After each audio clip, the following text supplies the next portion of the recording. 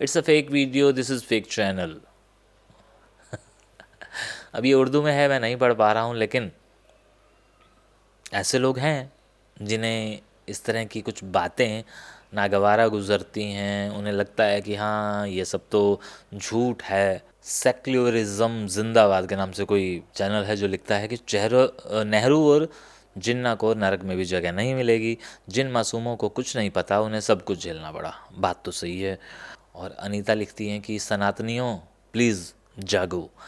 2047 है उनका गजवाए हिंद का टारगेट। इतिहास अपने आप को दोहराएगा, कोई पुलिस या सेना नहीं बचा पाएगी, नहीं तब बचा पाई थी। और रीता व्यास जी कहते हैं कि मेरे पड़ोसी जो पाकिस्तान के सिंध प्रांत से जान बचाकर गुजरात के वेरावल में अपने रिश्तेदारों के यहाँ आश्रय लेने गए थे, उन्होंने वेरेवाल में अपने सभी रिश्तेदारों को, छोटे बड़े कुल 11 सदस्यों को मृत हालत में पाया।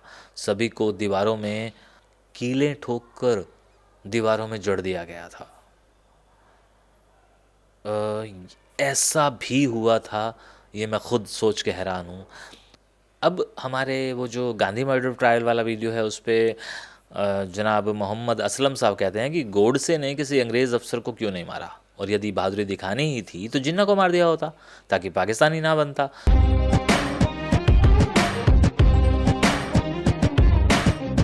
नरेश कुमार जी लिखते हैं कि Keshu ji, I am great fan of you, I really appreciate your efforts on the partition, but you should get the comments of people on the independence of India.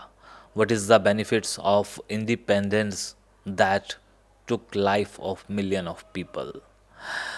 ये एक कमेंट था जिसने मुझे मजबूर किया कि मैं आप सब लोगों के कमेंट्स पढ़ूं, और उन कमेंट्स में बड़े सारे कमेंट्स थे जो मैं पढ़ने जा रहा हूं, जिसमें रितेश पटेल साहब कहते हैं, रितेश पटेल शायद गुजरात से हैं, और वो लिखते हैं कि जो मुसलमान भाई ऐसा लिख रहे हैं कि दोनों साइड हुआ था, उनको ये सोचना चाहिए कि अलग मुल्क मांगा किसने था।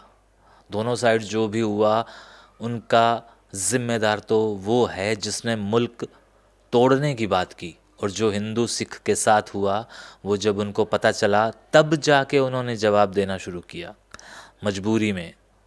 सोचो कोई आपके मुल्क को तोड़ने की मांग करे, आपके फैमिली को मार डाले, तो क्या वो लोग जवाब भी ना दें। और ये कमेंट आया है द ब्लैक ट्रूथ पर, जो कि प्रीतपाल सिंह वाले वीडियो पर है, जब वो कुएं में कूद रहे थे और वो बच गए थे क्योंकि उनकी उस कुएं में लाशें भर गई थी। प्रेम शर्मा जी लिखते हैं कि मेरे माता पिता जी झंग मिंगियाना से 1947 को माइग्रेट होकर दिल्ली आए थे। हम गोस्वामी यानी गोसाई हैं। मेरे पिताजी का नाम श्री लालचंद गोस्वामी है।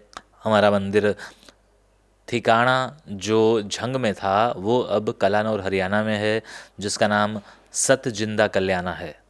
मुझे भी झंग मिंगियाना, लायलपुर, सरगोदा, चुन्नी और खुशाब साहिवाल से बहुत प्यार है। हम झंग के हैं, हमारे रिलेटिव्स रोहतक एंड दिल्ली में रहते हैं।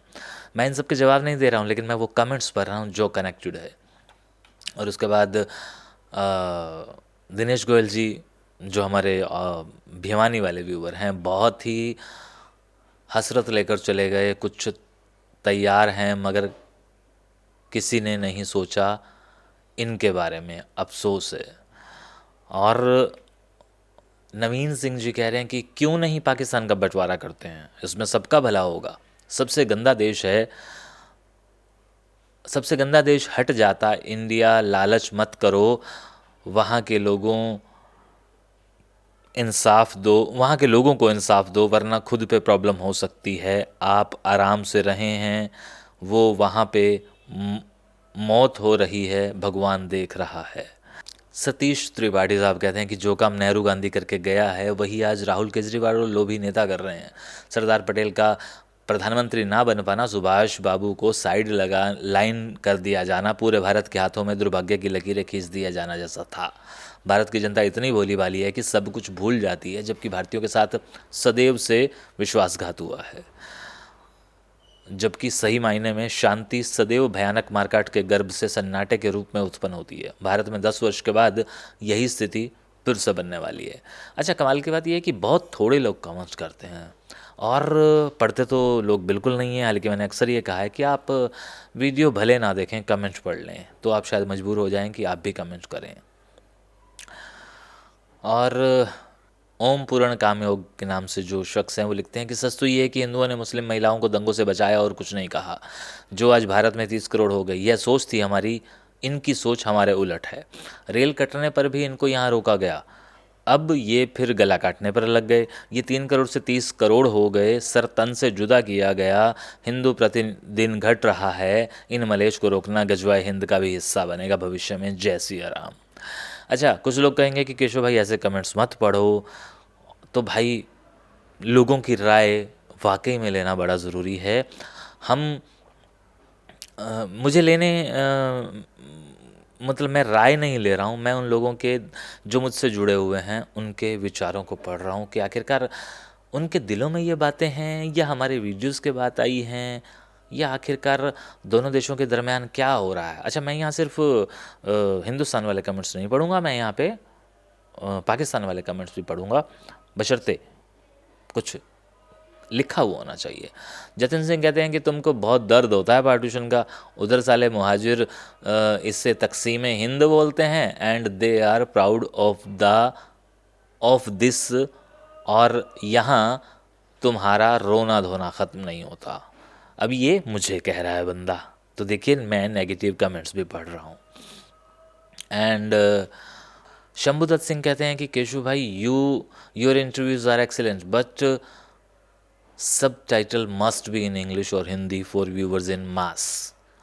भाई यहाँ मेरी मजबूरी है, मैं बहुत कोशिश करता हूँ कि सामने वाला व्यक्ति वो ज़बान बोले या मैं बोलते बोलते वो चीज़ें कर दूँ, लेकिन क्या करूँ, यहाँ अगर मैं हिंदी में करता हूँ तो पंजाबी ज़बान नाराज़ हो जाती है। देवकांत शाह कहते हैं कि मोहम्मद अली जिन्ना की ज़िद ने दोनों तरफ के लोगों की जान को गंभीर ख़तरे में डाल दिया। अगर वे बंटवारे की ज़िद ना करते तो लाखों लोगों की जान बचाई जा सकती थी। लाखों हिंदू, सिखों और बेकसूर मुसलमानों की मौत के लिए सिर्फ़ और सिर्फ वो ही ज़िम्मेदार है, मोहम्मद अली जिन्ना। और ये वीडियो है मास्टर तारा सिंह वाला। सेक्युलरिज्म जिंदाबाद के नाम से कोई चैनल है जो लिखता है कि नेहरू और जिन्ना को नरक में भी जगह नहीं मिलेगी। जिन मासूमों को कुछ नहीं पता उन्हें सब कुछ झेलना पड़ा। बात तो सही है, और मेरा सिर्फ इतना कह देना कि बात तो सही है काफ़ी नहीं है। और अनीता लिखती हैं कि सनातनियों प्लीज़ जागो। 2047 है उनका गजवाए हिंद का टारगेट। इतिहास अपने आप को दोहराएगा, कोई पुलिस या सेना नहीं बचा पाएगी, नहीं तब बचा पाई थी। अब ये कौन लोग हैं? क्या ये कॉमन मैन है, हमारी और आपकी तरह हैं, जनता है, आवाम है, या ये वही लोग हैं जिनके बारे में अभी भी ये कहा जाता है कि वो हम नहीं थे, वो बाहर से आए हुए लोग थे? ये कौन कहते हैं? ये मुझे वो पाकिस्तान के लोग कहते हैं कि ये वो लोग नहीं थे, या इंटरव्यूज़ में हमारे बुज़ुर्ग भी कहते हैं कि वो हमारे पड़ोसी लोग नहीं थे, ये बाहर से आए हुए लोग थे, ये किराए के लिए हुए लोग थे। ये कौन थे? तो ये भी लोग कौन होंगे जो गजवाए हिंद का टारगेट लिए बैठे हैं, जिसके बारे में लोगों के दिमाग में है? क्योंकि ये कॉमन मैन तो नहीं होगा ना, जो आज भी वहाँ पर बैठा है और हमारे वीडियोस देख रहा है और हमसे बात कर रहा है, क्योंकि वो आदमी तो शस्त्र नहीं उठाएगा, ऐसा आपको भी लगता है और मुझे भी। जसवाटिया लिखते हैं कि मुल्तानिया विच मूर्खता दी कमी कोई नहीं, ਜਿਹੜੀ कुरान दे करके ਤੁਹਾਡੇ घर ज़मीन लुट्टी गई, एदा कतलेआम थिया, एडा कतलेआम थिया, साडे लोकां दा जनानियां दी इज्जत लुट्टी गई, एडा कतलेआम थिया, साडे लोकां दा जनानियां दी इज्जत लुट्टी गई, साडी विरासत ख़त्म थी गई। उवा कुरान नाल चाह के तुसां आ गए, लख लानत है, शर्म आनी चाहिए। ਇਹ मूर्खां ਇਹ मूर्खता रही तां फिर कदे विस ਇਹ मूर्खता रही तां फिर कड्ढे विसो बच्चे भारत कुल।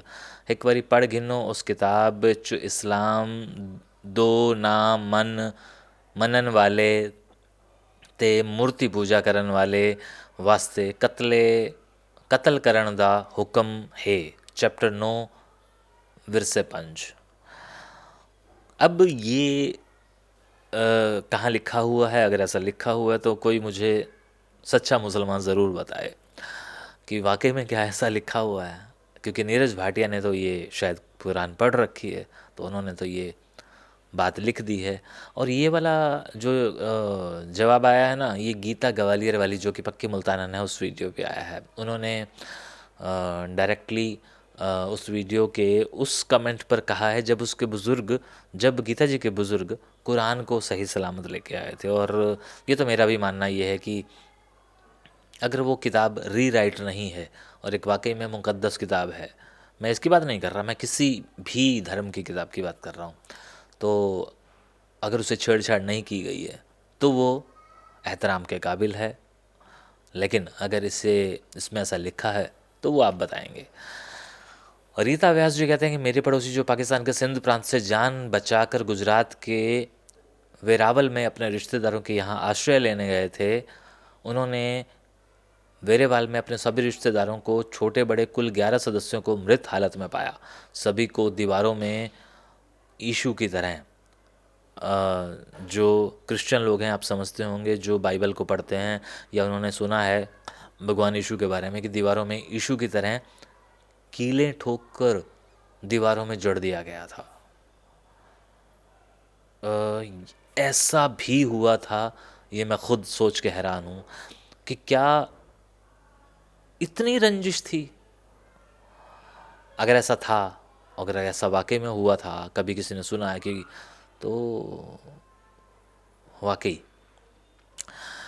क्या इतना वक्त था मारने के बाद भी उन्हें इस तरह से दीवारों में जड़वा दिया गया था ताकि कोई और लोग देखें तो वो ऐसा करने की ना सोचें। ऐसा कुछ करने की रंजिश इस तरह की बातों को साबित करती है। प्रेम शर्मा जी कहते हैं कि मेरे माता पिता लायलपुर सरगोदा से माइग्रेट होकर 1947 में दिल्ली आए थे। वो बताते थे कि जुल्म सितम की दास्तान जो कि जुल्म हिंदू और सिखों पे किए गए थे, उन दंगाइयों ने 1947 में रोंगटे खड़े हो जाते हैं ये सुन के कि जब पंजाब के पांचों दरियाओं का पानी लाशों से पट गया था, लाल हो गया था, आदमी के खून से लेडीज़ के साथ जो अत्याचार हुआ वो बताया भी नहीं जा सकता। और ऐसा वाकई हुआ था, हमारे कई सारे वीडियोज़ हैं। पाकिस्तान से एक हाफिज़ुल रहमान साहब कहते हैं कि वेरी ग्रेटफुल त्रगड़ी एंड, इन्होंने जिस ढंग से लिखा है वो त्रगड़ी पढ़ रहा हूँ, हालांकि इन्होंने ट्रेजिडी लिखा है। Very grateful tragedy and very wrong decision to partition, लम्हों ने ख़ता की, सदियों ने सज़ा पाई, सब अपने थे, कोई गैर नहीं था। आधी हिंदी, आधी इंग्लिश, आधी रोमन। हरीश नेथनानी कहते हैं कि we Hindu and Muslims will never lesson past. वो कहते हैं कि इस तरह का अत्याचार 100 साल में एक बार ज़रूर दोहराया जाएगा। हिंदू धर्म सेक्युलर है और मुसलमान ईमान वाला, कोई मेल नहीं दोनों का। दोनों ही 180 डिग्री के अपोजिट हैं, विपरीत हैं। विश्वास ना हो तो पाकिस्तान की किताबें पढ़ लें, ऐसा वो कहते हैं। और इसके बाद रिजवी नोनू साहब कहते हैं, ये वो शख्स हैं जो मुझे बहुत कमाल की चीज़ें बताते हैं। जैसे इन्होंने ये चीज़ बताई है कि आज लाहौर में माधोलाल हुसैन का मेला है और लोकल हॉलीडे है। माधोलाल हिंदू ब्राह्मण था, आरिफ मलिक फ्रॉम लाहौर। माधोलाल करके वहाँ एक नारा भी लगता था, मैंने उस पर एक वीडियो भी किया है, जो कि एक हिंदू सूफी हिंदू संत था जिसके नाम पर आज भी छुट्टी मनाई जाती है। ये कमाल की बात है। लेकिन एक शख्स आ जाते हैं हमारे सामने जो कहते हैं कि it's a fake video, this is fake channel. अब ये उर्दू में है, मैं नहीं पढ़ पा रहा हूँ, लेकिन ऐसे लोग हैं जिन्हें इस तरह की कुछ बातें नागवारा गुजरती हैं। उन्हें लगता है कि हाँ ये सब तो झूठ है, या उन्होंने 47 को या तो झेला नहीं है, या फिर पढ़ा नहीं है, या फिर इस तरह से देखा नहीं है।